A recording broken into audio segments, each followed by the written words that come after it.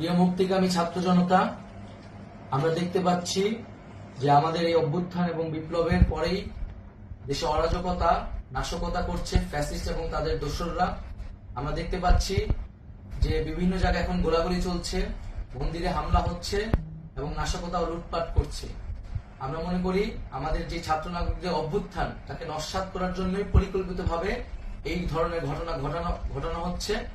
আমরা মুক্তিকামী ছাত্র জনতাকে সজাগ এবং সতর্ক থাকতে আহ্বান জানাচ্ছি এবং আমাদের যে অন্তর্বর্তীকালীন সরকার, আমরা সেই সরকারের যে প্রস্তাবনা 24 ঘন্টার সময় নিয়েছিলাম, জরুরি পরিস্থিতি মোতাবেক আমরা এখনই তার একটি রূপরেখা ঘোষণা করছি। আমরা সিদ্ধান্ত নিয়েছি যে সর্বজন গ্রহণযোগ্য আন্তর্জাতিক খ্যাতিসম্পন্ন নোবেল পুরস্কার বিজয়ী ডক্টর মোহাম্মদ ইউনূসকে প্রধান উপদেষ্টা করে অন্তর্বর্তীকালীন সরকার গঠন করা হবে এবং ডক্টর মোহাম্মদ ইউনূসের সাথেও আমাদের কথা হয়েছে। তিনি ছাত্র জনতার আহ্বানে বাংলাদেশকে রক্ষা করতে এই গুরু দায়িত্ব নিতে সম্মত হয়েছে। আমরা সকালের মধ্যেই আমরা এই সরকার গঠনের প্রক্রিয়া দেখতে চাই। রাষ্ট্রপতির কাছে আহ্বান থাকবে যে দ্রুত সময়ের মধ্যে ডক্টর মোহাম্মদ ইউনূসকে প্রধান উপদেষ্টা করে অন্তর্বর্তীকালীন সরকার গঠন করা হোক এবং এই অন্তর্বর্তীকালীন সরকারের বাকি সদস্যদের নামও আমরা সকালের মধ্যে ঘোষণা করব।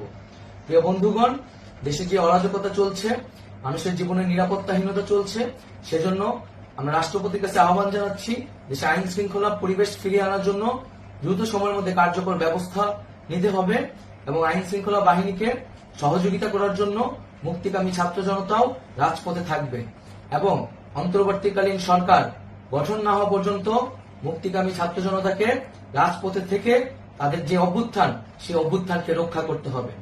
প্রিয় বন্ধুগণ, আমরা রক্ত দিয়েছি, শহীদ হয়েছি।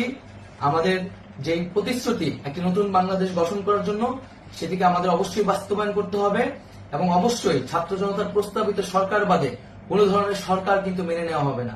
আমরা বলেছি কোন ধরনের সেনা শাসিত সরকার অথবা সেনা সমর্থিত সরকার অথবা এই ফ্যাসিস্টদের দোসরদের কোন বিটিম সরকার কিন্তু আমরা মেনে নিব না। কোন গণবিরোধী সরকারকে মেনে নেওয়া হবে না।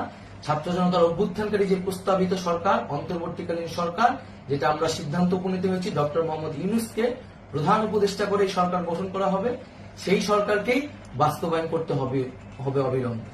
আগামীকাল সকাল থেকে সকলকে আহ্বান জানাচ্ছি রাজপথে থাকার জন্য এবং আমাদের যে সাম্প্রদায়িক সম্প্রীতি এবং রাষ্ট্রীয় সম্পদ রক্ষা কমিটির ঘোষণা হয়েছে বৈষম্যবিরোধী ছাত্র আন্দোলনের নেতৃত্বে, সকল পাড়ায় পাড়ায় এলাকায় এলাকায় সেই কমিটি পাহারায় থাকবে। আমাদের সংখ্যালঘু কমিউনিটিকে আমাদের রক্ষা করতে হবে, রাষ্ট্রীয় সম্পদ এবং এই দেশকে রক্ষা করতে হবে আমাদের।